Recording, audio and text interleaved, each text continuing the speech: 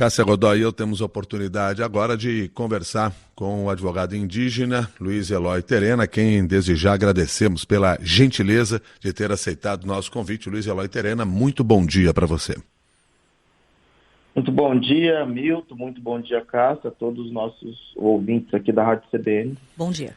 E estamos aqui, à medida que temos acompanhado nas últimas semanas, toda a movimentação do povo indígena em relação ao julgamento sobre o marco temporal que está no STF. Um julgamento que aparentemente vai demorar bem mais do que se imaginava, porque ainda ontem o ministro do STF, Alexandre de Moraes, suspendeu por tempo indeterminado a análise do marco temporal, disse que vai rever esse processo todo, não deu data de quando reapresenta no tribunal.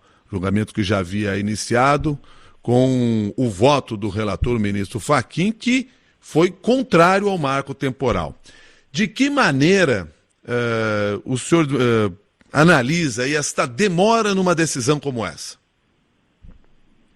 Pois é, esse processo ele é paradigmático, né? Não à toa a articulação dos povos indígenas do Brasil fez toda essa mobilização para estar em Brasília. A maior mobilização que se tem notícia, né? 6 mil lideranças indígenas para acompanhar esse julgamento. Ficamos mais de 20 dias, inclusive, em Brasília, acompanhando esse julgamento. E nós entendemos que até, de um aspecto, é até falta de respeito, né? Porque enquanto o Supremo não julga, a FUNAI continua com todos os processos paralisados, sob o argumento de que precisa ter um direcionamento.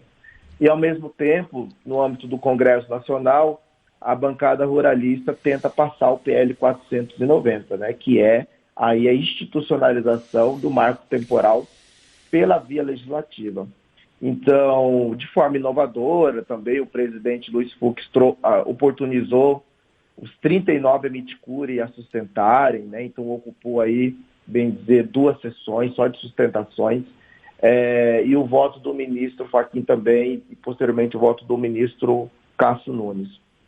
Ontem o Alexandre de Moraes, sob o argumento de que precisa de mais tempo para analisar a própria divergência aberta pelo ministro Nunes, pediu vista, né? E nós sabemos que esse pedido de vista, embora o regimento interno prevê que sejam 30 dias, são prazos impróprios, né? Os ministros acabam não cumprindo e nós não sabemos, de fato, quando é que esse processo virá à tona novamente. E, enquanto isso, os povos indígenas têm que aguardar nessa situação de precariedade. O que significa, na prática, você mencionou para a gente, Luiz Eloy Terena, a situação de, enquanto esse processo não é analisado pelo Supremo, a FUNAI fica com processos paralisados. Na prática, isso significa que populações indígenas aguardam essa decisão em terras que reivindicam ou não existe um consenso nem em relação a isso? Exatamente. Nós temos atualmente no Brasil, embora muitas pessoas pensem que existe muita terra, né, para os povos indígenas, mas nós temos atualmente 829 procedimentos de terras indígenas totalmente sem providências ou totalmente paralisados, né, aguardando ainda a regularização. E nessa situação tem comunidades inteiras que estão acampadas em beiras de estradas e até mesmo fundos de fazenda, aguardando a demarcação. Então é uma situação de precariedade, né? Com seu acesso ao território negado e outros direitos sociais também, como acesso à educação, saúde, água potável. Então tem comunidades nessa situação. E desde o início da gestão do governo Bolsonaro, a FUNAI tem uma conduta diferente neste governo, de não demarcar terras indígenas. Então, sob o argumento de que o Supremo Tribunal ainda precisa pacificar essa demanda, ela se exime da sua responsabilidade, né, sobre esse pretexto de que o Supremo ainda não decidiu, e enquanto isso as comunidades ficam aí à mercê, fora de seus territórios, em muitos casos, e em outros casos nós temos comunidades que estão totalmente desprotegidas. Então, além de não demarcar, nós temos comunidades que estão desprotegidas. Invasões por parte de garimpeiros, invasão por parte de madeireiros. Então, esta é a situação atual. Então, o Supremo prolongar, né, esse julgamento é, na verdade, uma insegurança jurídica para os povos indígenas. Mais grave do que prolongar seria manter o marco temporal? Exatamente. Manter o marco temporal, imediatamente nós teremos esse efeito direto nessas terras que não estão demarcadas, e é importante que se diga também que o marco temporal ele tem um efeito de judicializar demarcações já concluídas. Então nós já temos no Supremo alguns processos de terras indígenas que foram demarcadas na década de 80 e início da década de 90. São terras consolidadas e homologadas, e elas estão sendo questionadas com base no marco temporal. Então, o marco temporal, além de inviabilizar a demarcação de terras que estão pendentes, ela abre a possibilidade de você questionar terras consolidadas. Paralelamente a essa análise pelo Supremo, tramita na Câmara Federal atualmente um projeto de lei que é relatado na CCJ pelo deputado Arthur Maia, que busca instituir esse marco temporal. Existe algum temor que, nesse prazo de suspensão da análise no Supremo, esse projeto que está na Câmara volte a caminhar?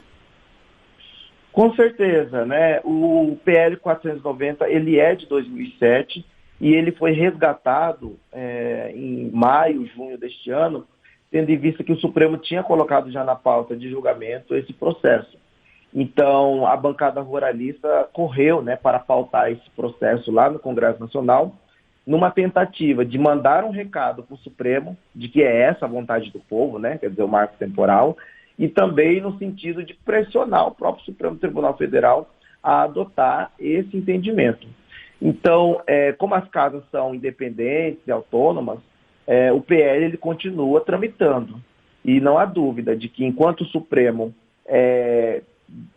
demore, né, a julgar este processo, a bancada ruralista paute novamente esse PL 490, que já passou pela CCJ e agora está aguardando para ir a plenário para a votação.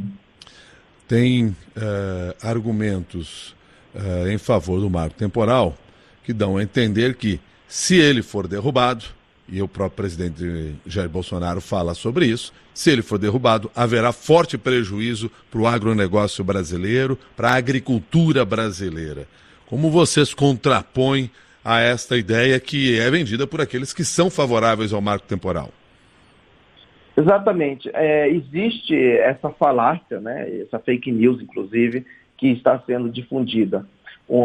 Além dela, existe também essa de que se o marco temporal não for aprovado, os índios irão querer retomar Copacabana, né? Isso é uma inverdade. E há também uma inverdade nessa questão da inviabilidade do desenvolvimento do país. A proteção às terras indígenas são compatíveis, né, com esse modelo de desenvolvimento, desde que haja um respeito a essas áreas. E mesmo se demarcar as terras indígenas que são reivindicadas pelo povo, pelos povos indígenas, isso não afetará de maneira alguma a produção do país. Isso já tem um levantamento feito pela própria FUNAI, a FUNAI sabe disso. As áreas que os povos indígenas reivindicam são áreas exíguas, né? E não é todo o Brasil, como muitas pessoas defendem por aí, e nem Copacabana, nem São Paulo. O que os povos indígenas estão reivindicando são pequenas áreas que são necessárias para a sua reprodução física e cultural e também a proteção do seu habitat, né? O meio ambiente necessário para o seu bem viver.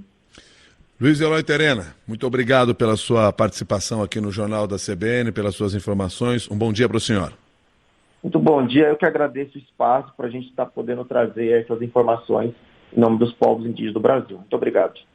Bom dia. Luiz Eloy Terena, advogado indígena, está à frente também desse processo que nós temos acompanhado no Supremo Tribunal Federal. Para ter ideia de em que pé anda esse processo do marco temporal, o relator, ministro Edson Fachin, apresentou o seu parecer sobre o tema, o seu relatório sobre o tema, e votou de forma contrária ao marco temporal. Aí nós tivemos o voto do ministro Nunes Marques. Nunes Marques, que fez um voto bastante, diríamos assim, estranho.